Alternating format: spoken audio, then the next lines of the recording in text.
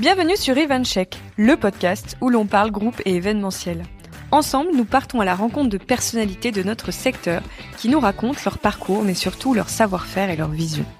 Je vous propose, grâce à notre conversation, de booster vos connaissances et inspirations sur notre métier aux mille et une facettes.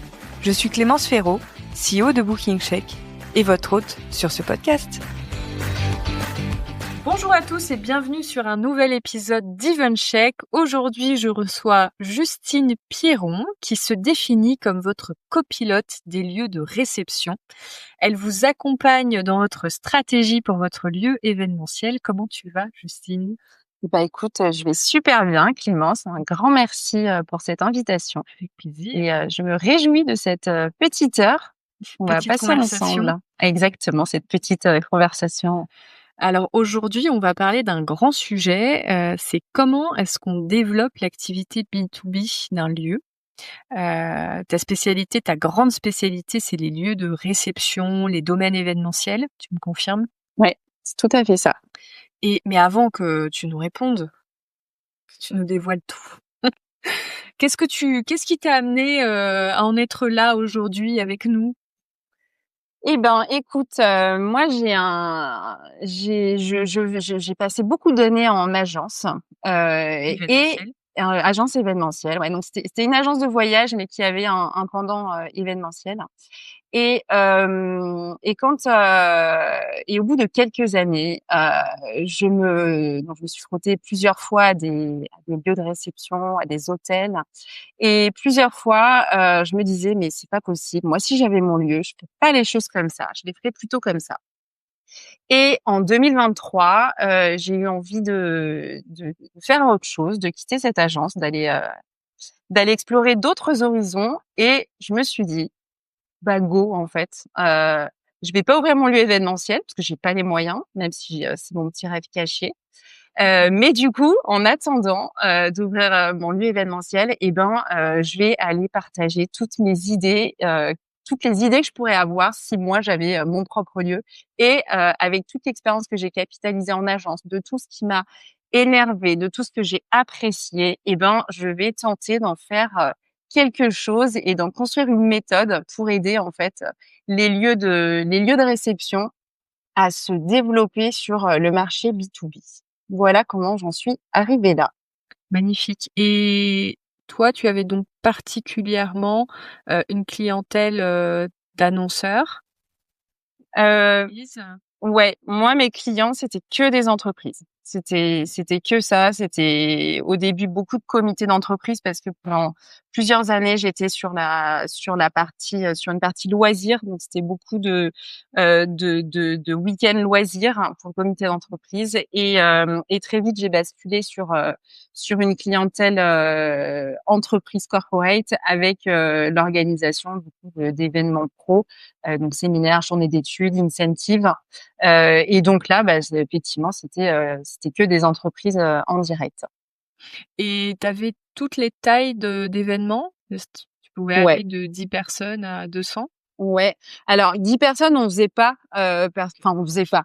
On disait pas non, mais on était plutôt sur des événements quand même de une vingtaine de personnes minimum. Et après, ça pouvait monter à 500. Voilà, la moyenne. Je dirais que sur les séminaires, c'était soit entre 50 et 100 personnes. Mais en même temps, je te dis ça et c'est assez difficile de tirer une moyenne parce que ça Oui, dépendait. bien sûr, c'était très variable. Ouais, c'était hyper variable. C'était plus juste pour avoir une fourchette, je trouve que c'est toujours intéressant. Mais j'ai aussi bien fait des petits événements que des très gros événements. Ouais. Et est-ce qu'il y a une raison pour laquelle tu t'es spécialisée sur les domaines de réception, les lieux? Les lieux indépendants, les lieux de réception. Ouais, Et ben, plus que par exemple, parce que j'imagine que dans ta carrière, tu as aussi beaucoup été, dans des hôtels? énormément. Et d'ailleurs, j'ai été même beaucoup plus en contact avec des hôtels. Mais pourquoi j'ai eu envie plutôt d'accompagner cette cible de lieux de réception indépendants? Parce que c'est pour cette cible-là que j'avais des idées en fait. Moi, si j'avais ouvert, tu vois, je te parlais de mon petit rêve caché. Moi, si demain j'ouvre un lieu, c'est un petit lieu intimiste, tu vois. Je l'imagine comme un lieu. Je le voudrais confidentiel et intimiste. Et du coup, c'est vraiment cette cible qui me parle parce que c'est pour cette cible-là que j'ai le plus d'idées. Et puis aussi parce que l'hôtellerie, c'est quand même un monde très particulier, hyper codé, et je viens pas du tout, j'ai pas du tout un parcours hôtelier. Et du coup, tu vois, je me sentais Légitime. moins légitime à aller donner effectivement des conseils à un commercial event dans un hôtel que un gérant qui a un lieu super chouette, super beau, qui veut l'ouvrir aux entreprises et qui sait pas comment faire. Tu vois, je me sens beaucoup plus à l'aise et légitime sur cette cible-là. Donc aujourd'hui, quand tu rencontres un lieu, généralement, ce sont des établissements qui partent d'une clientèle de particuliers, dans le sens des mariages, des baptêmes et tout événement privé, et qui Ouais. veulent aller vers le B2B. C'est souvent leur problématique. C'est complètement ça. Enfin, oui, alors, on va dire dans 90% des cas, c'est ça. C'est des lieux qui commencent par le mariage parce que le mariage, ça va plus vite, c'est plus facile. La demande, l'offre est plus simple à construire. Et puis un jour, ils en viennent à arriver à se poser la question du B2B parce que, ben, au bout d'un moment, on se dit: «Mais c'est quand même bête, on bosse comme des fous le week-end et puis la semaine, il se passe rien. On a des espaces qui sont super, qui sont du coup jamais utilisés la semaine». Il y a une saisonnalité qui est quand même assez forte sur le mariage, même si ça tend à se lisser un peu quand même maintenant un peu plus toute l'année, mais il y a quand même encore une saisonnalité. Et du coup, ben, voilà, ils en viennent à se dire: «Mais finalement, et si j'ouvrais, à la clientèle, entreprise?» Mais il y a aussi des lieux en fait qui, dès le départ, dès le démarrage, savent qu'ils veulent viser cette clientèle-là. Et du De coup, l'ouverture. voilà, On ouais. parle, oui. Et du coup, ils savent en fait que pour aller chercher cette cible-là, il va falloir construire les choses différemment que pour le mariage.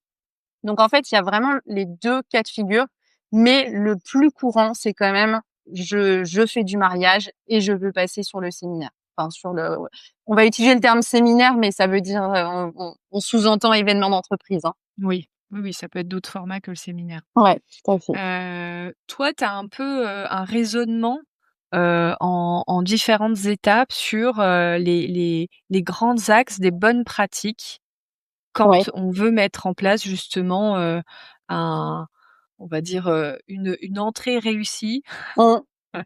sur l'événementiel pro. Et ben, ouais, tout à fait. C'est 4 étapes, effectivement qui sont assez, enfin qui sont toutes aussi importantes les unes que les autres, mais qu'il faut traiter les unes après les autres. Ces 4 étapes, elles sont, c'est le marketing. La première étape, elle est vraiment marketing et elle va toucher, à des questions de positionnement, de promesse d'expérience, de finalement un peu son pitch opérationnel, le comment, le pourquoi, ça c'est et le pour qui. Donc ça, en général, c'est l'étape sur laquelle on passe le plus de temps parce que c'est l'étape sur laquelle les gérants se sentent le moins, enfin ont le plus de difficultés à avancer sur ces questions-là. Quand tu La dis deux, passe, excuse-moi, oui, je vais couper au fur et à mesure, hein, mais juste. je t'en prie, écoute, n'hésite surtout pas. Quand tu dis: «C'est là où ils passent le plus de temps», tu sous-entends que peut-être parfois ils passent trop de temps là-dessus? C'est-à-dire qu'ils se complexifient peut-être, ce Alors qu'ils non, ouais. alors en fait non, c'est hyper intéressant du coup ce que tu me reprennes parce que en fait avant qu'ils me rencontrent, c'est justement une étape sur lequel ils ne passent pas de temps, sur lequel ils n'ont pas conscience en fait de à quel point en fait ils sont en train de construire les fondations de leur activité. Et donc c'est justement une étape sur laquelle on va passer du temps ensemble dans l'accompagnement, mais c'est une étape sur laquelle en général ils ont passé assez peu de temps. parce qu'ils n'ont pas conscience, encore une fois, de l'importance et que c'est vraiment les fondations de l'activité. Alors moi, je veux bien qu'on en parle un peu. Enfin, sauf Ouais. si tu voulais ajouter quelque chose. Non, non, non, j'allais dérouler les 4 étapes pour que nos auditeurs sachent, tu vois, qu'ils fassent plus de suspense, mais gardons le suspense. Et on va faire des escales. Donc, escale numéro 1, moi, je trouve que c'est un point très important parce que c'est souvent aussi une discussion que nous, on a avec, les établissements où, ils ne comprennent pas toujours pourquoi ils n'arrivent pas à attraper, Mmh. le client. Parce qu'on est quand même sur, un marché qui, reçoit de la demande entrante. Ouais. Et donc ils essayent par tous les moyens de générer de la demande entrante Mmh. et parfois ils ne comprennent pas pourquoi ils ne génèrent pas de demande entrante sur tel et tel segment ou tout court. Mmh. Ils ne génèrent pas de demande entrante sur l'événement pro. Et c'est vrai que nous, on l'observe qu'il y a cette problématique de visibilité. Mmh. Donc c'est ce dont tu es en train de parler. Alors, très intéressant, c'est quoi dire, il faut qu'on ait un positionnement clair? Bah, en fait, c'est partir de moi, je leur dis toujours: je vais pas faire de vous des experts en marketing», tu vois? Même le terme positionnement, en fait, j'essaye de ne plus l'utiliser parce qu'en fait, c'est souvent des mots des concepts qui font un peu peur et on se dit: «Oh là là, mais moi, j'ai pas fait de marketing, je vais pas savoir faire». En fait, la question qu'il faut se poser, c'est partir de soi, c'est réfléchir à ses valeurs, c'est réfléchir à son ADN et c'est de se dire: «Pourquoi j'ai voulu ouvrir un lieu de réception?» et pas, une chambre d'hôte ou un restaurant ou, un magasin de fleurs, j'en sais rien. Si on ouvre un lieu de réception, c'est se poser la question: «Qu'est-ce qui m'a animé avec ce projet? Qu'est-ce que j'ai envie de faire? Comment j'ai envie de le faire? Et à qui j'ai envie de le faire?» Quand un client va venir chez moi, avec quelle impression je veux qu'il reparte, tu vois? Et ça va définir un peu le positionnement. Qu'est-ce que, quelle émotion je veux qu'il garde en tête?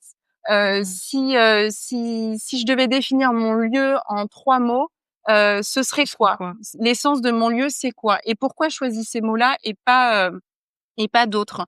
Et en fait, en partant de ça, en partant de ces valeurs, en partant de ce qui nous anime, nous, on va définir le positionnement de son lieu. Parce qu'en fait, 2 lieux peuvent être situés au même endroit, et pourraient même être exactement les mêmes. Enfin, on va dire non, je vais plutôt le formuler autrement. Un lieu finalement, c'est juste des murs, tu vois? Ce qui va faire que un lieu va, être celui qu'il est et pas un autre, c'est parce que, derrière, il va être porté, par la vision de ses gérants qui ont acheté ce lieu pour en faire quelque chose, tu vois? Et du coup, le positionnement, ça va être de se poser cette question-là de: «Mais finalement, comment j'ai envie que mon lieu soit perçu dans l'esprit, des entreprises? Comment j'ai envie d'être identifié? Sur quels critères? Sur quel standing? Éventuellement sur quel service? Sur quelle spécificité?» Tu vois? C'est vraiment cette spécificité et c'est en ayant un positionnement clair que on va arriver à se démarcher et qu'on va arriver à mettre en avant, à faire valoir sa valeur ajoutée et à mettre en avant, sa singularité. Parce qu'aujourd'hui, des lieux de réception qui ouvrent leurs portes pour faire de l'événement d'entreprise, il y en a beaucoup. La concurrence, elle est énorme et pour gagner cette bataille de l'attention, eh ben, ça passe par avoir un positionnement qui soit clair, une promesse d'expérience qui soit claire, des offres qui soient claires. Et Et du c'est pas coup forcément compliqué parce que souvent aussi, je sens que, il y a beaucoup de lieux, ouais, surtout les indépendants, ouais, ça les effraie un petit peu tout ça. Ils oui, se disent: «Ouh là là, j'ai pas les compétences, je sais pas comment oui, faire». oui, Heu, Moi souvent je leur donne un petit astuce, je sais pas, si tu seras d'accord avec moi, tu vas me dire. Je leur dis de faire un espèce de petite liste, ouais, de tous les lieux qu'ils aiment oui, et pourquoi. Complètement. Bah, ça Et ça comme ça, après, ils complètement. peuvent, se l'appliquer. C'est complètement ça, c'est on le fait systématiquement en fait, je leur dis toujours: «Dites-moi les lieux qui vous ont inspiré, des lieux qui vous inspirent et pourquoi ils vous inspirent et à l'inverse, donnez-moi des lieux que vous n'aimez pas du tout et pourquoi vous les aimez pas du tout» et en fait, rien que de faire cet exercice Bah, ça dessine bien et les ben, en choses. fait, tout d'un coup, ils se disent: «Ah oui, mais en fait, effectivement, il y a vraiment des raisons très factuelles pour lesquelles je vais aimer un lieu et je vais pas en aimer un autre. Et du coup, là, tout d'un coup, sans s'en rendre compte, ils se mettent à la place d'un futur organisateur d'événements qui va se dire, ben, ce lieu-là, il va convenir il répond à mes besoins, il répond à ma vision, euh, et celui-là, pas du tout. Et Mmh, la bonne nouvelle, c'est qu'il y en a pour tous les goûts. Moi, c'est ce que je leur dis toujours, tout à c'est, fait. en fait, on peut pas se tromper parce qu'il Pour y en tous a pour les tous événements, les goûts. parce que, Exactement. il y a les événements s'enchaînent et les entreprises, varient les plaisirs, donc tant mieux. Exactement. Et du coup, faut pas avoir peur souvent, moi, ils me disent, mais moi, je veux pas m'enfermer dans quelque chose, en fait. Moi, je peux attirer tout le monde et je peux tout faire. Ah oui, bah, alors là, super. Quand j'entends ça, je leur dis, mais du coup, c'est le meilleur moyen de rien faire et d'attirer personne. Donc, en Alors fait, c'est pareil, j'ai une petite théorie avec ça. Moi, je leur appelle ça le syndrome du Coca-Cola. c'est-à-dire, je ne connais pas ça. Je connais le syndrome de l'imposteur, très, très bien, mais le syndrome du Coca-Cola, pas du tout. Souvent, on va dire, parce que c'est un exemple assez simple, j'ouvre un café, je fais du café, de petits producteurs, je passe par un torréfacteur, Ouais. local, je fais faire une cuisine maison, de saison, et cetera. J'ai fait une sélection, de boissons, voilà, on fait des jus maison, Mmh. et on a quelques boissons, pareilles, qu'on a achetées à des, producteurs locaux qui font, j'en sais rien, une bière locale, une ginger Mmh. beer locale, que sais-je. Et puis va y avoir, en un mois à l'ouverture, 3 clients sur, 500 ou 1000 Mmh. qui vont dire: «Ah mais vous n'avez pas de Coca-Cola?» Mmh. Et Mmh. qu'est-ce que se dit à ce moment-là notre petit, fondateur, de Mmh. café? «Ah, il faut peut-être que je mette du Coca-Cola à Mmh. la carte parce que sinon je vais plus avoir de clients». Mmh. Et ben, c'est ce qu'il faut surtout pas faire parce Eh que ben, sinon on perd exactement. son identité. Donc c'est exactement ce que tu dis, Eh ben, mais c'est ça, illustré c'est avec mon super exemple. ben, non, mais c'est hyper visuel. Puis moi, je suis très visuelle, j'adore les exemples comme ça, donc je me permettrai de le réutiliser, hein, si tu permets, Avec dans mes plaisir. accompagnements. Je citerai Le l'auteur, syndrome du Coca-Cola. ne t'en fais pas. Mais c'est vraiment ça, en fait, c'est oser assumer une identité et cette identité, eh ben, comme elle est propre à chacun, elle peut pas être fausse. Elle peut juste être mal mise en valeur, tu vois? Mais et du coup, ça me fait penser, tu vois, quand j'ai commencé cette activité-là, il y avait quand je présentais un peu mon concept à des lieux, il y avait un lieu qui me dit: mais du coup, tu vas faire la même chose partout, en fait.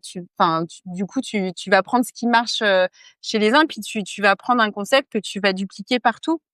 Et sur le coup, je m'étais dit: Non, je pense pas», mais bon, j'étais pas voilà, j'avais pas forcément eu le répondant nécessaire Ça et tu t'avait vois? mis le doute. Ça m'avait mis le doute, je m'étais dit: «Mais c'est vrai, comment je vais faire, en fait, pour à chaque fois arriver à quelque chose de singulier?» Et en fait, tu vois, après d'un an d'accompagnement et ben, en fait, c'est d'une évidence, c'est hyper clair, en fait. C'est-à-dire que je ne peux pas faire 2 fois la même chose parce qu'à chaque fois, je pars des gérants. Je pars d'eux, en fait. D'individus, On parle uniques de d'individus, toute façon. exactement. On parle d'individus qui ont eu en général une vie pro avant, qui ont eu des expériences pro et perso qui sont ce qu'ils sont aujourd'hui et ils viennent tous avec leur petite singularité en fait qu'on va essayer d'extrapoler pour en faire un peu les bases en fait, l'identité de leur lieu et tout d'un coup, si tu veux, il y a le truc de: «Ah mais c'est ça le positionnement en fait». Enfin, tu vois, c'est le truc genre: «Ah mais je peux incarner mon lieu, en fait». Bah oui, surtout, il faut incarner votre lieu. Tout à fait. Il faut que votre lieu ce soit vous, en fait. Les entreprises qui viennent vers des lieux indépendants, des lieux de réception indépendants et pas vers des hôtels, c'est parce que justement, elles viennent chercher, en fait, hem, Une authenticité, une authenticité et des et un petit supplément d'âme, en fait. Et ce supplément d'âme, bah, c'est en fait, l'incarnation des autres. Et donc voilà. Donc du coup, le positionnement, c'est vraiment comme ça. C'est comment, en gros, c'est comment vous avez envie d'être perçu par les entreprises, et qu'est-ce que vous voulez leur faire vivre en fait comme expérience et comme émotion. Est-ce qu'on veut être sur quelque chose de très raffiné, très guindé, très haut de gamme, ou au contraire, est-ce qu'on veut être sur quelque chose d'hyper convivial, très campagne, très abordable, très proche, très simple. Et la simplicité n'est pas quelque chose de négatif. Mais en fait, voilà, ils ont pas tous les mêmes envies, et c'est ces envies-là en fait qu'on interroge ensemble. Et du coup, Et ouais, pardon. non, non, vas-y, je t'en prie. Et j'allais dire, découle de ce, une fois qu'ils savent ce qu'ils veulent incarner, découle la partie offre, et ça c'est souvent aussi un grand sujet, Ouais, parce que on reçoit beaucoup de questions sur ces points-là aussi ouais, au service client. ouais. Imagine. Moi je veux bien ton avis sur justement pour les professionnels, est-ce que tu as des bons conseils, des bonnes pratiques sur une offre claire? Parce que nous on voit des choses qui sont plus ou moins faciles à déchiffrer Ah pour bah, les ça c'est clients. clair. Ça c'est clair. Alors déjà, je vais te dire, déjà sur les offres, c'est effectivement c'est un gros sujet. Heu, Souvent, ce qu'on voit sur les sites internet, c'est venez chez nous, on peut faire tout ce que vous voulez. Alors déjà, je leur dis, repartons du départ. Non, on peut pas faire tout ce qu'on veut chez vous, parce que tous les lieux ne se prêtent pas à tous les formats d'événements pro, et surtout les gérants ont pas, finalement, quand tu creuses, ont pas toujours l'ambition de porter tout type d'événement pro. Quand tu te portes organiser une journée d'études, c'est pas organiser une soirée de gala pour une entreprise. Tu vois, c'est pas les mêmes le même travail ou le même. Et en fait, quand tu déjà tu leur exposes tous les formats qui existent d'événements pro, et tu leur dis, voilà, donc moi, quand je dis votre site internet, vous pouvez faire tout ça, du coup. Vous pouvez faire ces 20 formats d'événements pro que je viens de vous présenter. Et là, ils sont là. Ah non, non, bah, pas du tout. Ah non, non, mais moi, j'ai pas du tout envie de faire ça. Et puis ça, ah, par contre, ça, je connaissais pas. C'est sympa comme format. Et tu vois, en fait, doucement, c'est comme ça qu'en fait, on dessine déjà un peu l'offre, c'est-à-dire Mmh. quels formats sont les plus pertinents pour votre lieu. On n'est pas obligé, c'est pas parce qu'on a un lieu de réception qu'il faut tout faire et tout Mmh. proposer. Moi, je dis souvent, partez de 2, 3, 4 formats maximum, maîtrisez-les bien déjà, construisez-les vraiment, structurez-les vraiment, faites-vous la main pendant quelques années, et puis après peut-être que, vous aurez envie de partir sur des formats un petit peu plus ambitieux ou festifs, ou et donc voilà. Et est-ce que tu penses qu'il faut aussi aller vers les formats qu'on nous demande? Parce que moi, j'ai déjà eu le cas d'un client qui me disait: «Oui, mais moi, on me demande ça, mais je veux faire ça». Oui, mais personne te demande ça, en fait. Parce que, Heu, et en plus, ouais. il savait me justifier pourquoi le format qu'il voulait faire ne fonctionnait pas. Donc je lui dis: «Ah bah, c'est incroyable». C'est-à-dire que D'accord, mais il voulait tu quand sais même le très faire bien. du coup. OK. C'est ça, tu sais Mmh. très bien que je vais prendre un exemple, comme ça ce sera plus sympa pour nos auditeurs. Heu, Journée d'études vs Mmh. séminaire résidentiel. Mmh. Cet établissement reçoit naturellement de la journée d'études, Mmh. proximité d'une grande ville, facilité de venir sur une journée, beaucoup de clientèle locale, Ouais. mais peu de séminaires résidentiels, parce que, bah, justement, sa clientèle est très locale. C'est à proximité d'une grande ville, et donc les entreprises qui se déplacent vont plutôt essayer de rester dans la ville, Ouais. et même voire viendraient à la journée dans cet établissement, en légère périphérie, en légère Mmh. campagne, pour faire une activité particulière ou une journée particulière, mais iraient plutôt dormir au centre-ville. Et la clientèle locale, en fait, n'a pas envie d'aller dormir à un quart d'heure de chez elle. Ah bah non, non, ça c'est sûr. Donc naturellement, on se retrouve sur quelqu'un qui a majoritairement de la demande à la journée, Ouais. mais qui veut absolument faire du résidentiel. Alors qu'en plus, je comprends très vite que, c'est une agilité de pouvoir, faire de la nuitée qui est complexe, parce que il y a des roulements d'équipe,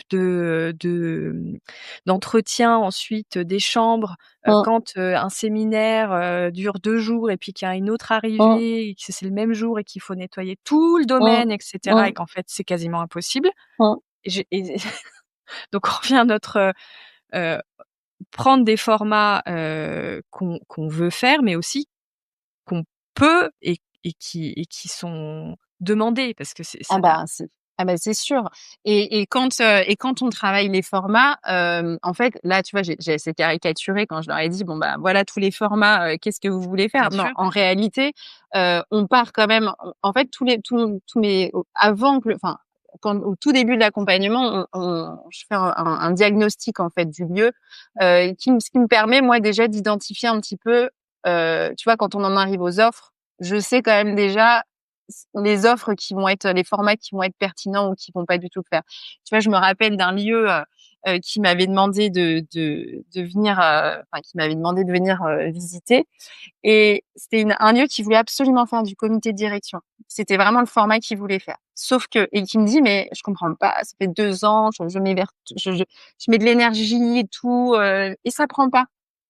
Et je vais donc visiter les lieux et là je me dis: «Mais c'est normal que ça ne prenne pas, en fait. C'était pas du tout, les standings attendus pour du comité de direction.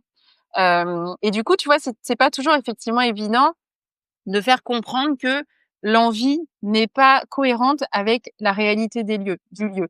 Mais avec un petit peu de pédagogie et de tact, on arrive quand même à faire passer le truc parce que l'objectif, c'est quand même, pourquoi développer une activité B2B? C'est quand même pour être rentable et gagner de l'argent, très concrètement. Donc pas d'intérêt, d'effectivement, pour moi, d'aller dans le sens, des clients, qui voudraient absolument faire un format si moi, j'y crois pas, tu vois? Hem, donc voilà, donc en fait pour définir ses offres, bah, faut partir de son lieu, de la C'est ça. Donc localisation. 1er conseil, c'est le bon Partez format, eh les ben bons oui, formats. les bons formats et les bons formats pour les choisir, eh ben ça dépend, de la localisation.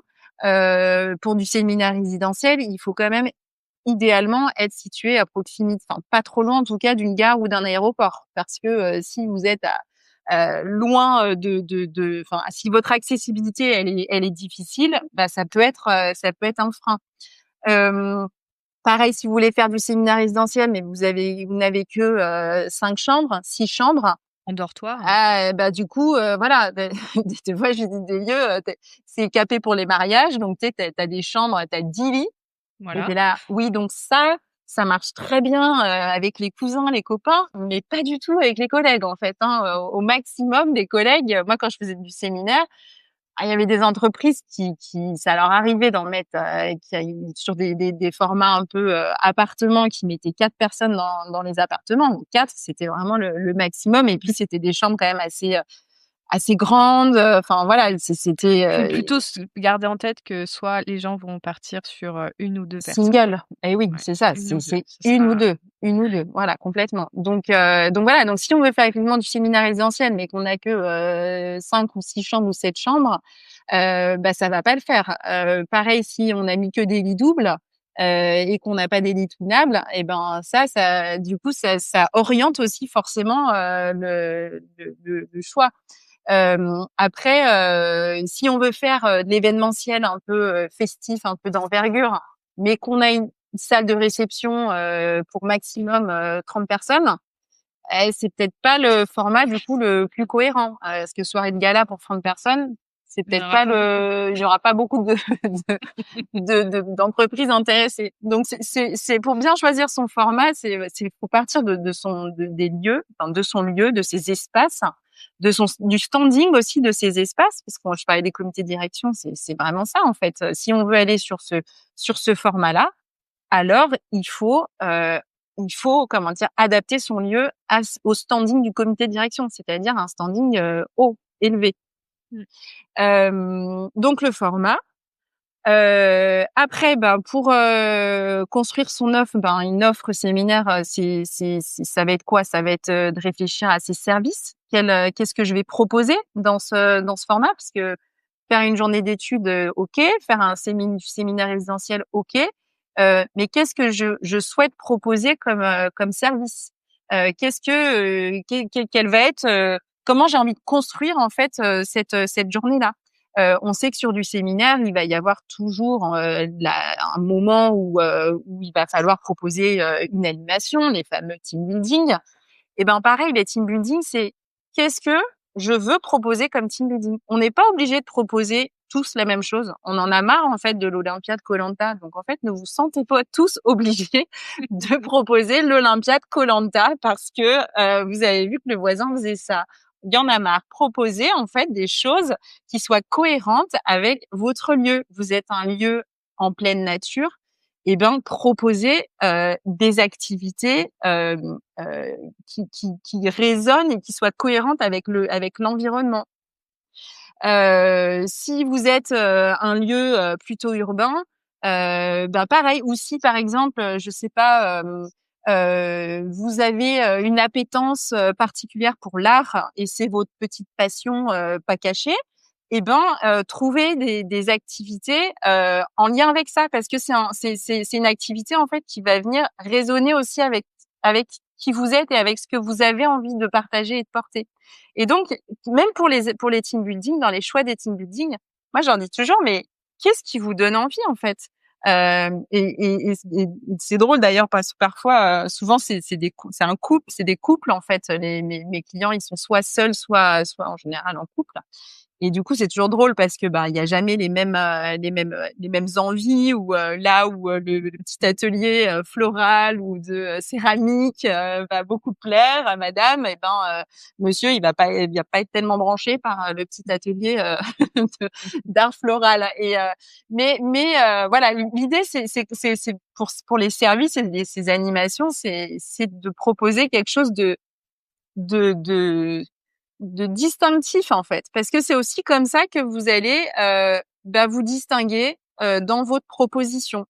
Moi, je me rappelle quand j'étais en agence et que je recevais les catalogues de team building, mais c'était toujours les mêmes activités, tout le temps en fait. J'en avais marre. Je me disais mais c'est pas possible. On propose tout le temps les mêmes trucs aux clients. C'est pas chouette. Donc quand il y en avait un qui avait la bonne idée qui proposait quelque chose qui sortait du lot, forcément ça a attiré mon attention. Et donc voilà, donc on a parlé format, on a parlé des services, on a parlé aussi construire son offre, c'est aussi se questionner sur les équipements. Comment j'équipe mes espaces en fonction de mes formats et de ma promesse. Donc ça va être donc les trucs hyper basiques de vidéoprojecteur, paperboard, ça c'est la base en fait, hein, c'est pas quelque chose d'exceptionnel.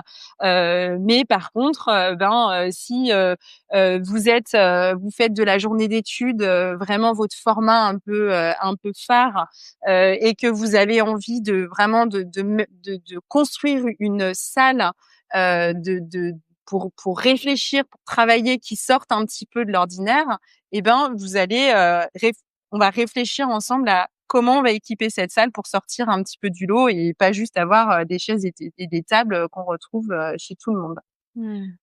Est-ce que tu trouves que généralement les lieux expliquent bien leur offre? Non. Parce que moi, c'est vraiment quelque chose que je trouve ça souvent très succinct. Enfin, exemple, location de la salle. Ouais. Oui, alors est-ce qu'il y a la lumière du jour? Comment est-ce qu'elle est équipée? Qu'est-ce que ça comprend? Est-ce que, j'en sais rien, il y a de l'eau filtrée dans la salle? Que sais-je? Racontez-nous racontez-nous la salle. Ça veut pas dire qu'il faut nous écrire un pavé de 50 lignes, mais 3 lignes pour nous dire ce qui va se passer, ça serait quand même sympa. Tout ce qui est format avec les nourritures et boissons. Alors ça aussi, c'est catastrophique. 2 pauses, 1 déjeuner. Ouais. Merci beaucoup. Il y a quoi? Il y a quoi là-dedans? Pareil, j'ai un autre exemple que j'utilise beaucoup. Je vais pas donner de nom, ça encore. Que j'utilise beaucoup, chers auditeurs. Vous allez au restaurant, on vous installe, c'est très sympa. Et là, on vous donne la carte et dans la carte, il y a écrit Chez nous, nous avons 3 entrées, 3 plats et 3 desserts. Bon appétit. Eh ben, vous allez être emballés, je peux vous dire. Ah bah là, je suis projetée dans mon expérience. Je sais ce que je vais vivre. J'en C'est clair salive. comme de l'or roche. Ouais, non, mais ça, c'est sûr. Donc Et ça, du, c'est catastrophique. Et tu pareil ouais. sur les team building, combien de fois, je peux dire à 99,9% du temps, je vois team building sur demande. Mmh. Bah super. Mmh. Bah ouais, Pareil, mais je suis projetée, hein. ça, j'ai envie de te dire, quand on reçoit ça sur un devis, c'est quoi le problème? Tu le sais très bien. C'est ton dada, Clémence. La qualification, c'est qu'il n'y en a pas eu, en fait, tu vois? Et c'est ça, c'est effectivement, c'est la vraie problématique, c'est que si tu prends le temps d'appeler ton client pour le questionner un petit peu sur le type de team building qu'il a envie de faire, plutôt sportif, plutôt culinaire, plutôt artistique, plutôt créatif, plutôt développement personnel, plutôt je ne sais quoi, eh ben, tu vas pouvoir tout de suite proposer quelque chose qui répond à son besoin. Mais effectivement, team building sur demande, ben, en fait, moi, ce que je dis toujours, c'est que les personnes Ça, qui on le voit sur organisent, les sites, hein. On le voit mais sur les oui, présentations commerciales, on mais le voit oui, sur les sites. Donc, dans ces cas-là, sachez-le, votre offre n'est pas claire. non, Vous mettez que vous faites une journée d'études avec 2 pauses et un déjeuner, votre offre n'est pas claire. non, Ça non. n'est pas suffisant. Non, non. Alors, si déjà c'est formalisé sur le site internet qui font de la journée d'études, c'est déjà pas si mal. C'est On est déjà déjà mieux que la moyenne, tu vois, parce que déjà parfois c'est même pas ouais, écrit, c'est rien tu de vois. rien. Des fois, on sait qu'ils peuvent tout faire, mais tout faire, c'est ce qu'on a dit, c'est rien faire. Donc déjà, quand sur le site internet, on arrive et qu'on voit qu'on peut faire de la journée d'études, du séminaire résidentiel, de l'afterwork, une garden party, bah déjà, en fait, ça nous donne déjà quand même pas mal d'infos parce que on se dit, si moi je suis organisateur d'événements, je viens pour organiser un after work et que je vois after work, déjà je me dis super, je suis au bon endroit. Je suis sur le site internet d'un lieu qui va pouvoir organiser mon événement. Donc c'est déjà très bien. Mais après effectivement, quand on envoie le devis, Ou même une présentation. ou même et même ça Parler. doit même être sur le site internet, c'est effectivement comment Oui, moi je leur dis tout le temps, tout est dans votre tête, mais en fait faut pas que ce soit dans votre tête, faut que ce soit écrit quelque part, faut que ce soit écrit sur une brochure, oui, les faut que ce clients vont soit pas écrit, deviner. parce qu'en fait les clients vont pas deviner, les clients vont pas se projeter, c'est à vous de les inviter. En fait le devis c'est une invitation et votre site internet c'est une invitation à vivre une expérience. Et si vous invitez pas à vivre cette expérience, si vous n'êtes pas factuel ou si vous ne noir sur blanc vous n'expliquez pas quelle expérience vous proposez, eh ben on va pas le deviner et du coup on va passer notre chemin. Donc oui Et oui d'ailleurs, ouais. très bon pont parce que, dans l'étape 2. Ah oui. Ah là là là là. C'est L'étape quoi 2, l'étape 2? Clémence. La communication, se rendre Mmh. visible. Se rendre visible, alors là, ouais, c'est la deuxième grosse étape. Un grosse bataille, se rendre visible avec un site internet. Un site internet qui soit clair, qui soit bien construit. Alors, qu'est-ce que j'entends? Pour moi, qu'est-ce qu'un site internet bien construit? Déjà, si vous faites du mariage, un site internet bien construit, ça va être un site qui va distinguer les 2 activités. Le mariage, le séminaire, on est sur 2 sites différents, 2 marchés différents. Tout est différent. Les services vont être différents. OK, vos espaces vont être les mêmes, mais même les espaces, en fait, vous n'allez pas les équiper, vous n'allez pas les aménager pareil. Donc même les espaces, les murs sont les mêmes, mais l'intérieur va changer. Et même votre approche commerciale va aussi changer. Donc déjà distinguer les 2 activités en 2 pages différentes. Ça déjà, c'est absolument indispensable. Et après, sur cette fameuse page de votre site internet, eh bien, il faut qu'on puisse retrouver les formats que vous proposez. Et donc, ce soit très clair en fait. Hein. Si vous faites que 3 formats, mettez ces 3 formats-là. Mais ne mettez pas 15 formats pour dire oh bah oui, je vais mettre tout ça comme ça, je vais paraître pro. Mais je serais bien embêtée en fait si demain quelqu'un me demandait d'organiser une soirée de gala parce que en vrai j'ai ni les prestataires ni l'expérience pour le faire. Donc, ne mettez que ce que vous ne savez pas, ce que vous avez vraiment construit. C'est-à-dire que si on vous contacte pour ce format-là, vous allez pouvoir y répondre facilement et rapidement.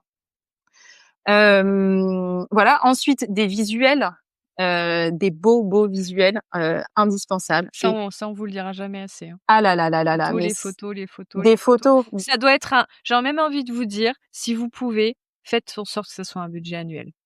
Ah ouais, mais c'est Ouais. clair. Parce qu'en Ah mais fait, plus vous avez de photos, ouais, plus ça va être simple. ouais. Ah mais c'est sûr, c'est sûr. On est dans une société du visuel et clairement une photo vaut mieux que 1000 mots. On le lit partout, mais c'est la vérité en fait. Moi, je me rappelle quand j'étais en agence et que je cherchais des lieux, la première chose que je faisais, j'allais sur la photothèque. Et alors, il y avait un truc qui m'agaçait, c'était quand la photothèque, c'était la même pour les mariages et pour les séminaires. Et que j'étais obligée de me taper toutes les photos d'arches de fleurs, de buffets, de photobooths, de déco, de machin, pour voir une photo d'une salle, en mode séminaire. Et à l'inverse, si on se met dans la position, à la place de mariés, les mariés, ils s'en fichent en fait de savoir que vous avez un paperboard ou de voir des photos en fait d'une salle en mode conférence en fait. Donc les visuels, vous devez les créer pour vous devez avoir des visuels mariage et vous devez avoir des visuels B2B. Et ces visuels-là, ils vont pas dire les mêmes choses. Les visuels B2B, ils doivent permettre à vos futurs clients de se projeter sur ce que vous allez proposer à manger, comment vous allez le proposer. Moi, je sais que je cherchais toujours des photos, par exemple, des poses, des collations, parce que ça me donnait vachement d'infos en fait sur la façon dont la pose était présentée. Tu vois, est-ce que c'est de la vaisselle Ikea ou est-ce qu'on était sur de la vaisselle un petit peu plus originale? Est-ce que sur la table de la collation, il y avait un bouquet de fleurs?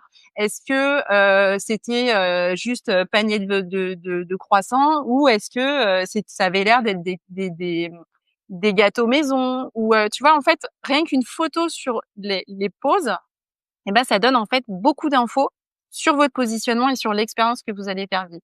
Et du coup, les visuels, ouais, clairement, je te rejoins à 1000%. Souvent, on me dit: «Mais moi, j'ai pas les moyens de faire venir un photographe pro». Ouais, mais en fait, ça fait vraiment partie des investissements qui rapportent le plus, je pense. Oui. Enfin, clairement, c'est absolument En indispensable. fait, c'est-à-dire que ne pas le faire, c'est, vous mettre autant ne pas ouvrir votre activité. Ben, ouais. Ça Ouais ne fonctionnera pas. et le faire, mais mal, ça fonctionnera pas non plus parce que des fois, mais tu sais, tu vas sur des sites. Heu, les photos sont rikiki, elles sont toutes petites, tu vois rien, c'est super sombre, tu vois rien. J'ai même eu un lieu, non mais c'était même pas des photos de son lieu. Il avait pris des photos d'une banque d'images. Tu vois? Ah oui, Donc c'est pas possible en fait. catastrophe. C'est pas possible, ça c'est donc choisissez bien vos visuels. Il s'agit pas d'en mettre 850, mais choisissez-les bien, faites-en des beaux et offrez-vous s'il vous plaît, offrez-vous un shooting photo de de vos espaces, mais de vos espaces idéalement pendant un événement.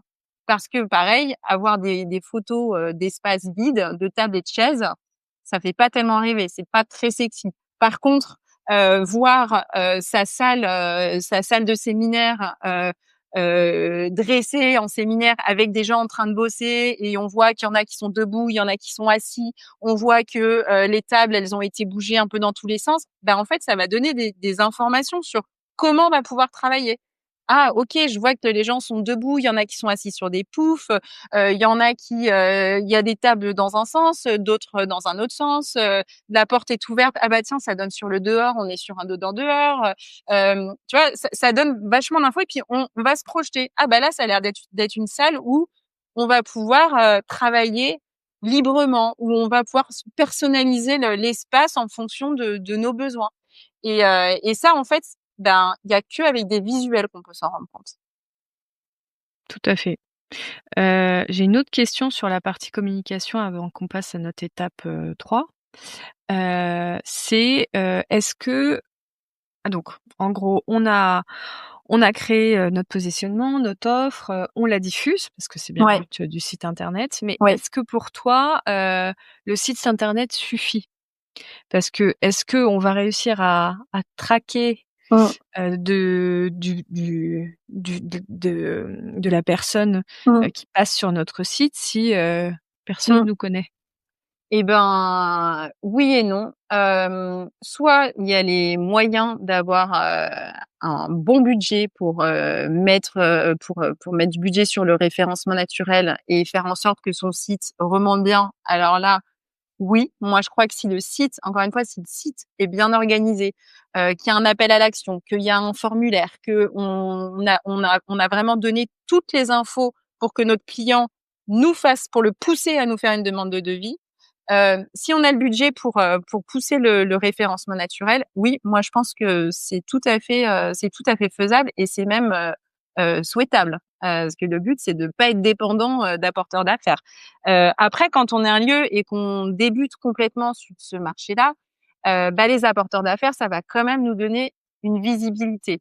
Mais attention, c'est à nuancer parce que en fait, selon l'apporteur d'affaires, ça va être pertinent. Il y a des apporteurs d'affaires qui vont être, super pertinents, en région parisienne, pas du tout pertinents sur les lieux, en région ou sur les lieux, plus en campagne ou voilà et du coup, heu, ben, on a l'impression qu'on ça va nous donner de la visibilité mais pas nécessairement. Donc il faut quand même bien choisir ses apporteurs d'affaires. Même si on fait le choix d'être sur d'être visible sur un apport sur des sites d'apporteurs d'affaires, heu, il faut absolument que son site internet, soit bien fait, bien organisé parce que, n'importe quel organisateur ira toujours il finira toujours sur le site internet, tu vois? Donc ben, pour répondre à ta question, c'est un peu oui, non. Soit on a du budget et on peut, vraiment booster son référencement naturel, voire, référencement, payant. Soit on n'a pas de budget et auquel cas, ben, c'est un peu un passage obligé. Mais attention, faut pas s'attendre à ce que, vous crouliez de demandes parce qu'encore une fois, ça va dépendre, de votre localisation, ça va dépendre, du type de lieu que vous êtes et ça dépend quand même de plein de choses. Voilà. Je sais Mais pas trop toi, heureusement, quel est ton avis, là-dessus? hem, moi je pense que quand on démarre, j'aurais tendance à dire qu'un site internet, simple et efficace, c'est le minimum syndical et il vaut Mmh, mieux mettre un petit peu moins dans son site parce qu'on va le faire plus simple mmh, que ce qu'on avait prévu, mais et d'avoir du budget pour faire des photos. mmh, Voilà. Quand je dis simple, ça veut dire, c'est ce que tu disais, une présentation, générale, mmh, un onglet dédié, à une activité mmh, d'événement particulier type mariage, un onglet dédié aux événements pro, avec en effet l'explication un petit peu des formats et de l'expérience sur place, des mmh, photos qualifiées et surtout, les contacts, les coordonnées, mmh. la géolocalisation, cerise sur le gâteau, un formulaire, hein, parce que Mmh. qu'est-ce que ça c'est si vous voulez transformer sur votre site. Ouais. Maintenant, pour moi, un lieu qui est en difficulté, sur son activité, on va dire globale, parce que si les mariages, ne sont pas suffisants, Ouais. il a besoin justement de faire du Ouais. B2B et que ça ne tombe pas, il va falloir pour moi mettre de l'argent avant le site sur d'autres choses. À partir du moment où on est un site propre, hein, je Mmh. parle vraiment d'un minimum, Ouais. et après quand tout va bien, ah bah, on se fait un super site, on fait de la vidéo, Mmh. on y va. Ça veut Mmh. dire que, au contraire, là, il faut consolider ses appuis et son image de marque et le Mmh. site web en fait partie, c'est la première vitrine du lieu. Mmh. Mais ça dépend un peu de où en est le client, je dirais, Mmh. Mmh. pour moi. Mmh. Voilà. Mais moi, j'aimais vraiment Justement, ouais. ça on rebondit sur le 3 après, donc c'est super. Mais vas-y. Ouais, non, Mais non, j'émets juste une réserve sur le fait que attention, les apporteurs d'affaires vont pas toujours être pertinents en fonction de là où on est et tous Ah, les tout à lieux, fait. Ah, vont tout à voilà. fait. Donc il faut pas tout miser, on peut pas tout miser sur les apporteurs d'affaires. Oui, je voilà. sais que c'est un peu un biais. Ben ouais, souvent on se dit: «Ah bah tiens, je vais me mettre sur tous les apporteurs comme ça, ben j'aurais plus de prospection à faire, j'aurais rien à faire». Ben non, Voilà, si ça donc marchait comme ça se saurait. étape Donc 3. étape 3, déployer sa stratégie de commercialisation. Voilà! Voilà, voilà. Donc déjà, quand on en est là, on a déjà quand même bien avancé parce que Bien donc, bossé. voilà, bien bossé, on sait qui on est, comment on est, à qui on veut attirer, comment on veut le faire. On a trouvé nos super prestataires, avec qui on veut travailler. On s'est fait son site internet, on a des beaux visuels, On a ça parfois va. même des belles présentations designées. Évidemment, on n'a pas parlé de la brochure, mais ça fait partie des outils de Mmh. communication absolument indispensables, d'avoir une brochure séminaire et pas une brochure mariage et séminaire, parce Une qu'encore une brochure fois, fourre-tout. voilà, brochure fourre-tout qui sert à rien. Donc, on a 2 brochures distinctes pour les 2 activités et ben, finalement, ce qu'on a les conseils qu'on a donnés pour le site internet, ben, ils sont les mêmes pour la brochure. Beaucoup de Oui, visuels, oui, oui. des beaux visuels, des grands visuels, heu, peu de texte, utiliser massivement les pictos, ça parle, c'est visuel et ça donne plein d'infos. Et voilà, donc brochure et donc la commercialisation, donc ça c'est le deuxième gros module, de enfin de 3e étape et 2e module de mon accompagnement. Mais ça va être, ben, comment on vend ses offres? Et ben ça, c'est un gros sujet. Donc le premier conseil que je donne, moi, c'est déjà de se structurer son process de vente. Parce que bien souvent, c'est pas des personnes, enfin en tout cas moi là je parle sur les clients que je rencontre et que j'accompagne ou que j'accompagne pas, mais c'est pas des commerciaux dans l'âme. Ils ont pas fait ça avant et ils ont pas forcément conscience pour aboutir pour convertir, eh ben, il va falloir mettre en place des étapes et à chaque étape, il va y avoir des questions à poser, il va y avoir des documents à envoyer, et il va falloir suivre toutes ces étapes jusqu'à ce que ça signe ou pas. Mais il va falloir formaliser quelque chose. C'est encore une fois, c'est différent du mariage où le mariage, souvent, on nous contacte, et puis on propose de faire visiter les lieux et puis en général c'est le coup de cœur et ça signe sur place ou après, mais ça va relativement vite. Sur le séminaire, ça va être assez différent parce que déjà la personne qui est en charge d'organiser un événement dans les entreprises, c'est souvent pas son métier et donc on lui a dit: «Tiens, organise-nous un séminaire de fin d'année». Et bah, cette personne dont c'est pas le métier, elle sait pas forcément comment on organise un séminaire en fin d'année et du coup, ça va être à vous, dans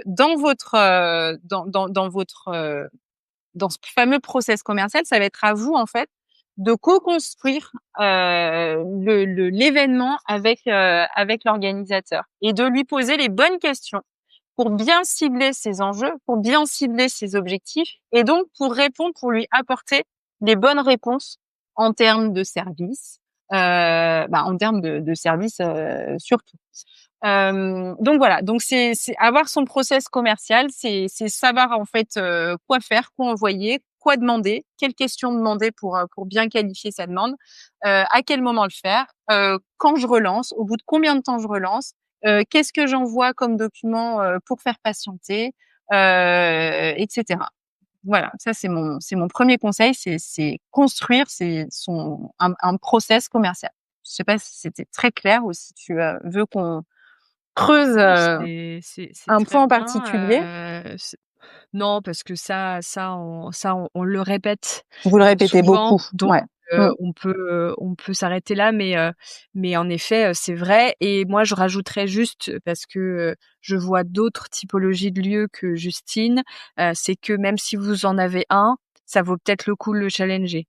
Mmh. Je peux vous dire d'ailleurs que personnellement, mon process commercial, une fois par, trimestre, semestre, il est, ça veut pas dire qu'on repense tout, mais ça veut dire qu'on se dit: est-ce qu'il y a des endroits où on pense qu'on a des points de faiblesse? Mmh. Est-ce qu'il y a des endroits où on pense qu'il faudrait qu'on améliore l'expérience client? Mmh. Voilà. C'est pas un long fleuve tranquille, c'est pas, ça y est, on l'a fait, terminé, ça fait Mmh. 10 ans qu'on fait ça n'a plus aucun sens, Mmh. mais c'est pas grave, on le fait quand même parce que c'est comme ça depuis toujours. Mmh. Non. Le commercial, ça évolue tout le temps parce que votre marché, il évolue tout le temps. Ouais. Vos clients, ils évoluent tout le temps, les attentes, les besoins, votre lieu, votre offre, voilà. Exactement. Mais par contre, ce qu'il faut vraiment, avoir en tête, c'est vraiment le fait que votre interlocuteur, c'est pas son métier et c'est à vous de le prendre par la main pour l'aider à construire son événement. Souvent, on se dit: «Bah, il va savoir faire et son brief, il va nous donner les infos qu'il sait parce qu'il sait exactement ce qu'il veut». Ben non. Et du coup, pour moi, ça c'est vraiment le message que je passe, que je voudrais passer à des gérants de lieux de réception. C'est partez du principe que le pro, c'est vous, en fait. Le pro de l'événementiel, Ah c'est oui. vous.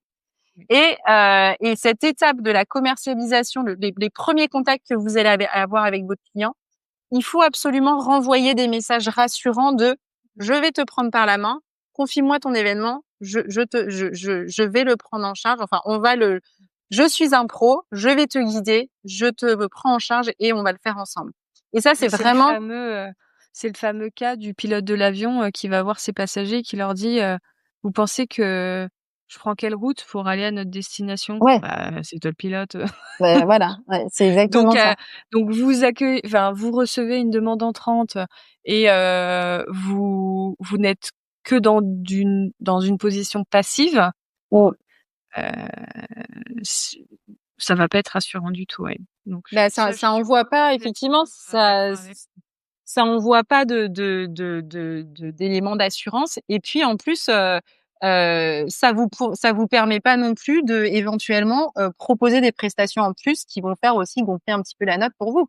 Parce que, si vous ne faites que ce qu'ils vous disent, ben, voilà, c'est pas forcément, le budget sera pas forcément hyper intéressant. Alors que si en fait en creusant, en questionnant votre client, en vous intéressant à lui, vous comprenez les objectifs et vous allez pouvoir dire: «Ah oui, bah alors, moi je vous conseille, on peut mettre ça en place et puis on peut faire ça et puis on peut, faire telle activité et puis on peut, aménager la salle comme ça et puis, bah, on peut ajouter ça». Et en fait, et ben, vous allez pouvoir, ben, du coup forcément à la fin, proposer des services un peu additionnels et du coup avoir quelque chose de plus intéressant, à la fin, quoi.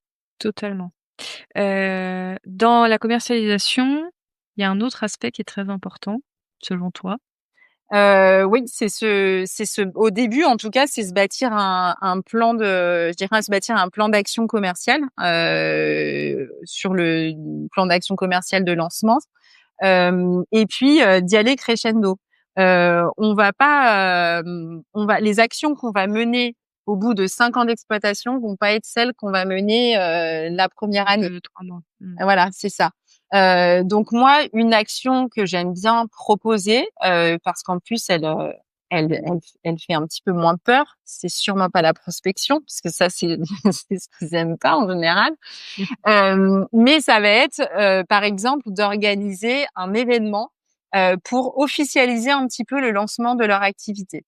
Et donc ça va être, ça peut être un événement type after work, type garden party. Là, ça va devenir, très tendance là dans les prochains jours avec les beaux jours. Mais en fait, c'est, l'idée d'inviter, d'inviter vos futurs clients, et de leur faire vivre en fait une expérience dans votre lieu, avec, de leur faire vivre l'ambiance, de leur faire vivre l'atmosphère. Et du coup, donc évidemment de prévoir un moment dans la soirée de présenter vos offres, de faire visiter vos espaces, mais surtout en fait, ça va être aussi l'occasion de rencontrer physiquement potentiellement des futurs clients, de nouer un petit peu des liens, de nouer des liens avec eux et peut-être derrière, finalement avoir vos premiers clients. Et comment mieux que, en faisant vivre, une expérience chez vous, comment mieux faire, découvrir ce qu'on peut, Oui, c'est sûr, l'expérience que vous pouvez faire vivre, en fait, c'est sûr. de la vie, Et quoi.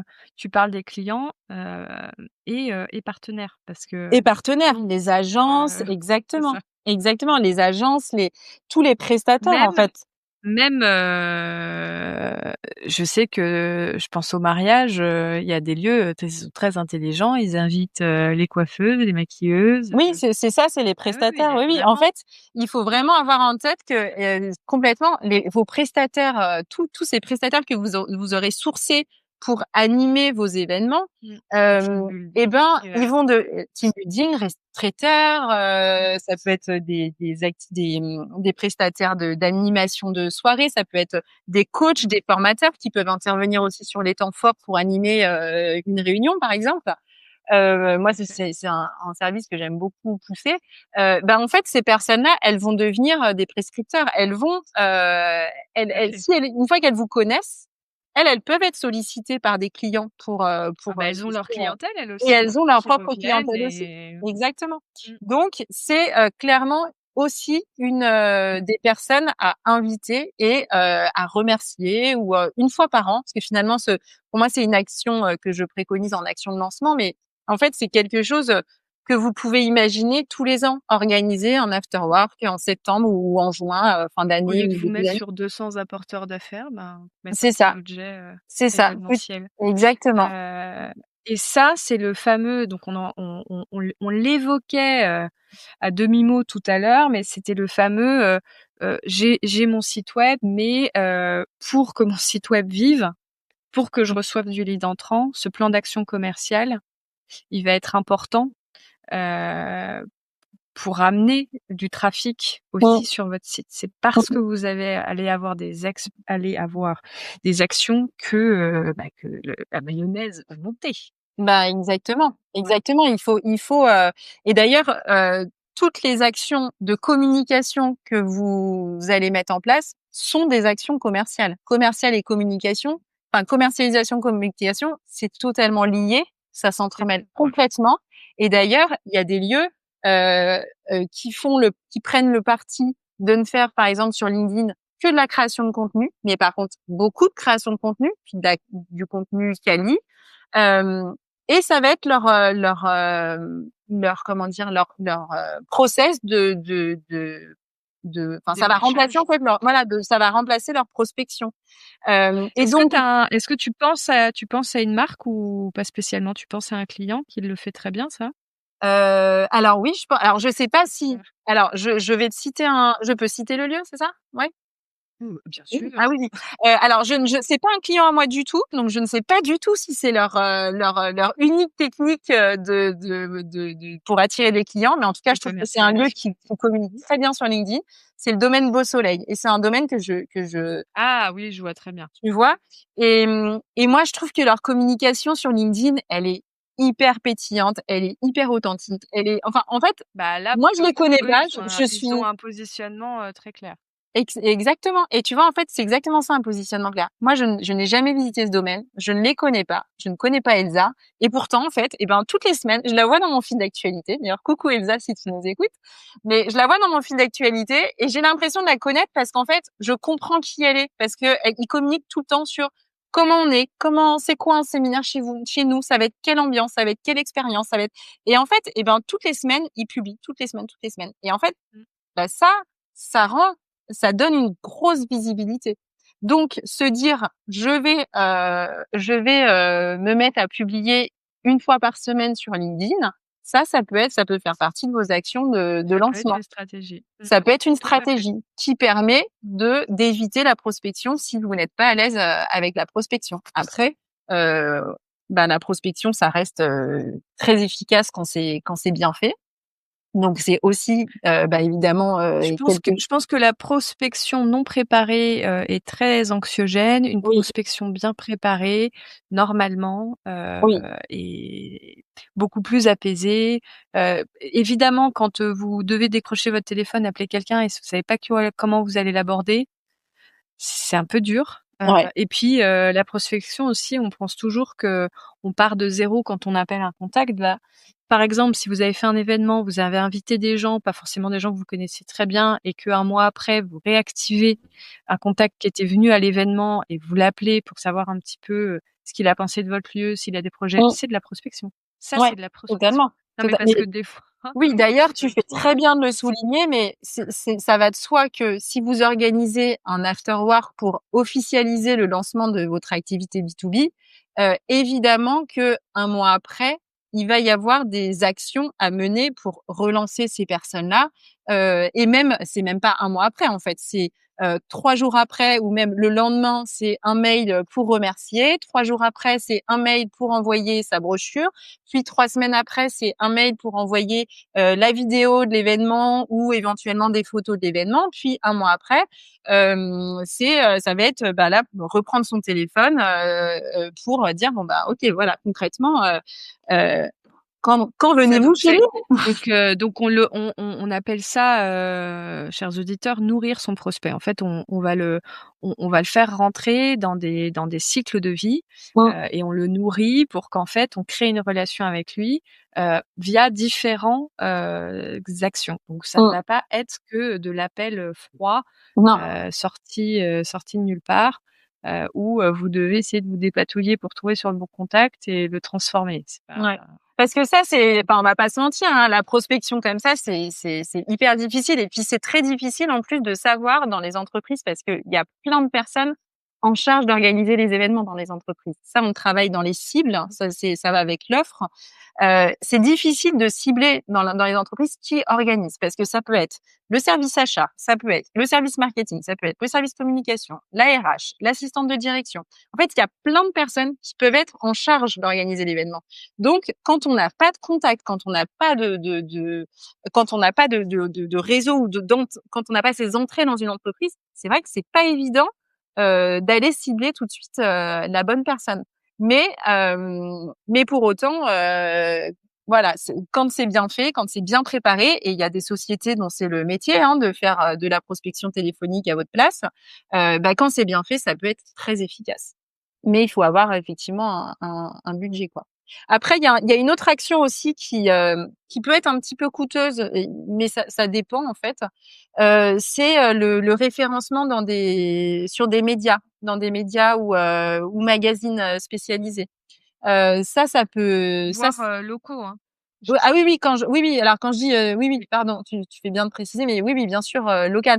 Je sais que sur Lyon, par exemple, alors, je vais te le citer, mais en même temps, je sais même pas si ce serait le bon média pour les événements pro, mais il y a un média digital qui s'appelle Le Bonbon. C'est en fait tous les bons plans de Lyon, ça passe par Le Bonbon et ça donne une visibilité qui est énorme. Quand j'étais à Paris, je recevais de la demande entrante sur des établissements référencés bonbons. Ah oui, tu vois, ouais. Ça restait une façon de dénicher. Il y avait aussi à ma grande époque, je sais pas si ça existe toujours, mais il y avait une espèce de sélection un peu confidentielle faite par My Little Paris, ouais, qui référençait des lieux pour faire son anniversaire de façon avec des thématiques, on va dire, je veux dire, ou un événement entre amis, mais il s'avérait que ces établissements étaient souvent aussi des établissements qui faisaient des événements pro, et il y avait de la demande entrante à travers ces médias, bien sûr. Ouais. Ouais. Donc renseignez-vous en fait dans votre région quel est ce média en ligne. Il y avait aussi, j'ai déjà travaillé pour des groupes où on se référençait dans des annuaires très locaux, Oui. on avait des bandes de publicité aussi dans des journaux ou des magazines de la ville. Alors après, la presse papier, c'est souvent des gros budgets, mais tu vois, je pense notamment aux magazines d'assistantes de direction, aux magazines Réunir, ou des choses comme ça. Après, voilà, là, c'est des budgets qui sont quand même un petit peu ils ont plus souvent des conséquents. versions web. Ouais. Ils ont, il y a plein de choses. Mais effectivement, voilà, se faire référencer dans des annuaires. En tout cas, ce qu'il faut se dire, c'est que quand on se lance et qu'on n'est pas connu, tous les moyens sont bons pour se faire connaître. Donc, c'est déjà aussi, et on en a pas parlé, et pourtant c'est le numéro 1, c'est le bouche à oreille. C'est déjà commencer à parler autour de vous, à votre réseau, que vous avez ce lieu-là. Mais parlez-en massivement, parce que c'est potentiellement en fait des clients qui pourraient revenir. Pareil sur vos mariés. Souvent mes clients me disent mais moi j'ai pas de base de données B2B.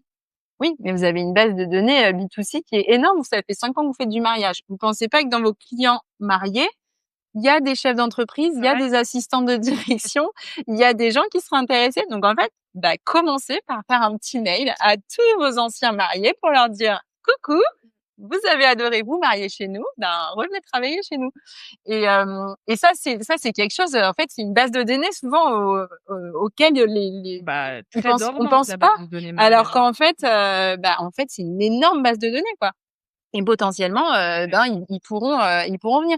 Et d'ailleurs, même quand on fait ces 2 activités, on les met souvent l'une à côté de l'autre en se disant, voilà, c'est pas du tout les mêmes, gna gna. Et pour autant, il y a vraiment des passerelles qui peuvent être faits. Et c'est important que pendant vos mariages, voilà, vous laissez traîner vos brochures séminaires quelque part dans l'entrée ou je ne sais où. Et inversement, pendant la semaine où vous accueillez plutôt des événements pro, hop, vous laissez traîner sur la table du salon, hop, la petite brochure mariage. En fait, c'est important que les 2 cibles aient conscience de toutes vos activités parce que c'est potentiellement les 2 peuvent venir sur les 2 types d'événements que vous proposez, quoi. Oui. Étape 4. Alors, étape 4, là, c'est la gestion, l'opérationnel. Et l'opérationnel, donc ça va être, accueillir ses clients, répondre aux attentes, des entreprises. Et là, souvent, alors là, c'est le moment où on respire parce que c'est le moment où ils sont les meilleurs, où mes clients, en tout cas, sont les meilleurs et se sentent le plus à l'aise parce que c'est ce pourquoi ils ont ouvert un espace de réception pour accueillir. En fait, tout est Donc on plus, passe dans le physique. tout est voilà. Une fois, moi, souvent, ils me disent: «Mais moi, une fois que les clients, ils sont là, c'est bon. Je respire. Une fois qu'ils sont là, je sais faire, préparer mes espaces, tout ça, je sais faire. Mais il faut qu'ils viennent». Mais ouais, pour qu'ils viennent, il faut faire tout ce qu'on a fait avant. Mais l'opérationnel, pour autant, c'est quand même quelque chose qui se prépare. Et donc moi, mon conseil numéro 1, c'est déjà de se définir un peu, de se créer un petit process, d'accueil, en se disant: «OK, quand je reçois, un événement, qu'est-ce que je dois préparer? Qu'est-ce que je dois veiller à faire? OK, il faut que j'installe, mes salles. Mais, il faut aussi que je vérifie que mon vidéoproche, fonctionne. Il faut que je vérifie que si on est en hiver, que j'ai assez de bois pour faire du feu dans la cheminée. Parce que si j'ai vendu la cheminée et que mince, j'ai plus de bois, c'est voilà. Donc c'est vérifier en fait, c'est définir son comment dire? Sa petite checklist en fait de avant que mes clients arrivent, qu'est-ce que je vais préparer. Et puis c'est aussi, heu D'ailleurs, c'est ce que font, les professionnels de l'hospitalité, hein.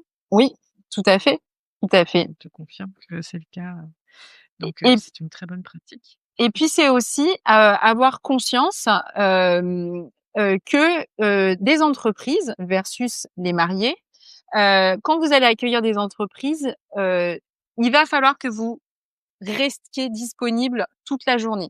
Parce que, encore une fois, les entreprises, qui viennent chez vous, elles viennent pas juste louer des murs, elles viennent, heu, vivre une expérience un peu immersive. Sinon, elles iraient dans des hôtels. Donc, elles vont avoir envie d'avoir des contacts avec vous. Alors ça veut pas dire qu'il faut que vous soyez là, tout le temps en permanence, et c'est là tout l'art de de À l'hospitalité, côté c'est du vidéoprojecteur. non, malade, ça, parce que parfois c'est un peu confidentiel, donc faut savoir se passer au bon moment. Mais voilà, faut garder en tête que il faut que vous soyez disponible pour vos clients au cas où ils aient une question, au cas où ils aient besoin de changer le programme de la journée parce que j'en sais rien, finalement la réunion a duré plus longtemps et que la pause ils veulent la décaler ou quoi. Et en fait, il faut avoir cette agilité, il faut pouvoir avoir cette agilité là. C'est ce qui va vraiment vous distinguer en fait d'un hôtel. Et souvent d'ailleurs les entreprises qui viennent dans des milieux indépendants comme ça, c'est parce que elles viennent chercher en fait une privatisation du lieu et un endroit où elles vont être seules et elles vont pouvoir un peu vivre leur événement à leur rythme. Et donc, vous allez être cette petite main qui va s'assurer que elles vont pouvoir vivre leur événement à leur rythme. Et que, c'est pas comme à l'hôtel où on va vous dire, OK, le déjeuner, par contre, c'est à 12h35. Donc, il faut que votre réunion soit finie à 12h30 parce qu'après, il y a le deuxième service, ça peut pas attendre. Non, là, vous, en fait, vous allez faire en sorte d'aménager vos espaces pour que vos clients, ils puissent, passer d'un espace à l'autre, passer d'un moment de la journée à un autre, d'une activité à une autre, avec fluidité. Et s'il y a du retard sur un endroit, vous allez être là pour ajuster. Et voilà. Donc définir son process d'accueil, être disponible.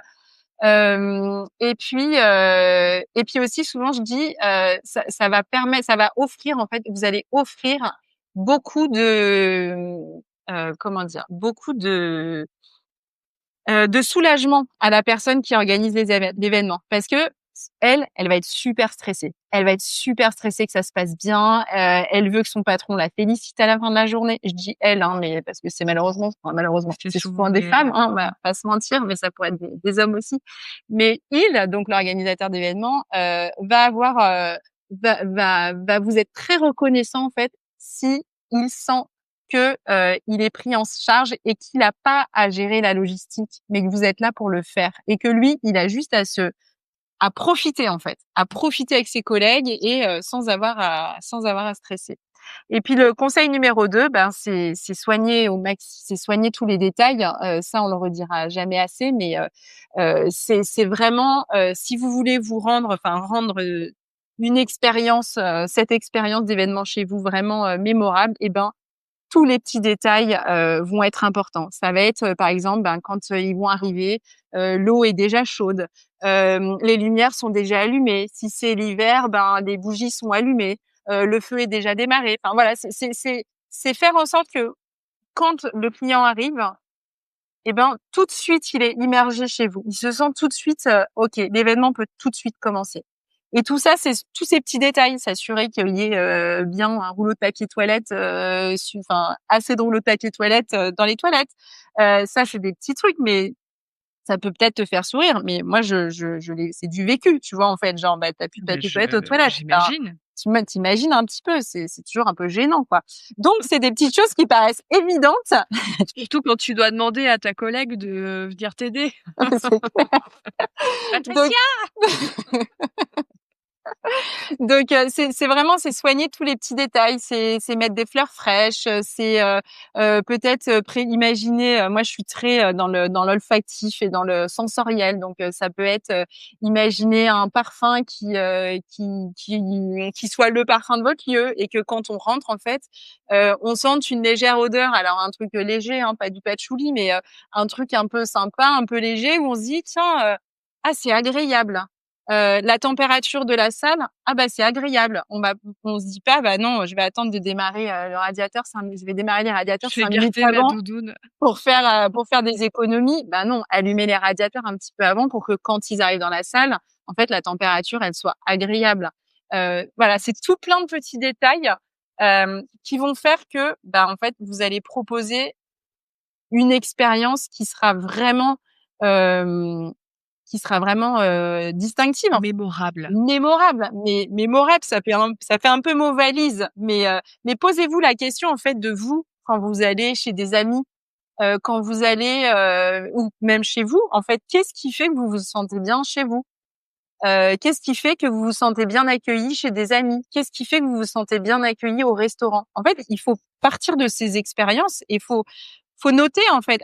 Tiens, je suis arrivée dans ce restaurant, et puis je sais pas, il y avait on m'a demandé ça, voilà, on m'a on m'a posé tout de telle suite servi question. un verre. Voilà, on m'a offert un petit apéro d'accueil, ou on m'a posé telle question, ou voilà. En fait, on peut se nourrir de son quotidien pour nourrir son expérience d'hospitalité. Il faut d'ailleurs. J'ai beaucoup de clients qui le font, et c'est souvent des clients qui font de super résultats. Et ça peut être aussi un petit panneau de bienvenue. Ça, on n'y pense pas forcément, mais on le voit tout le temps sur les mariages. On fait toujours un panneau de bienvenue à son mariage. Et en fait, un petit panneau de bienvenue à l'entreprise Intel.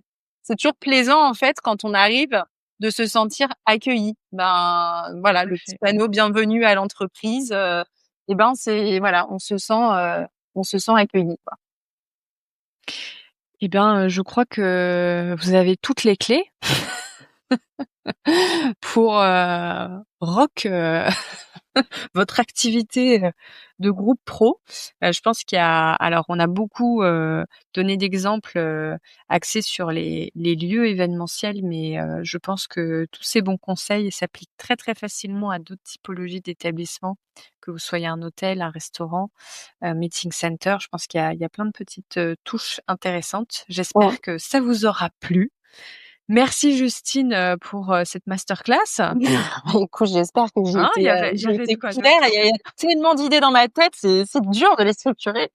C'est dur, hein, de se limiter. C'est clair. Mais en tout cas, merci beaucoup, Merci en tout cas. Mais excuse-moi, je te coupe.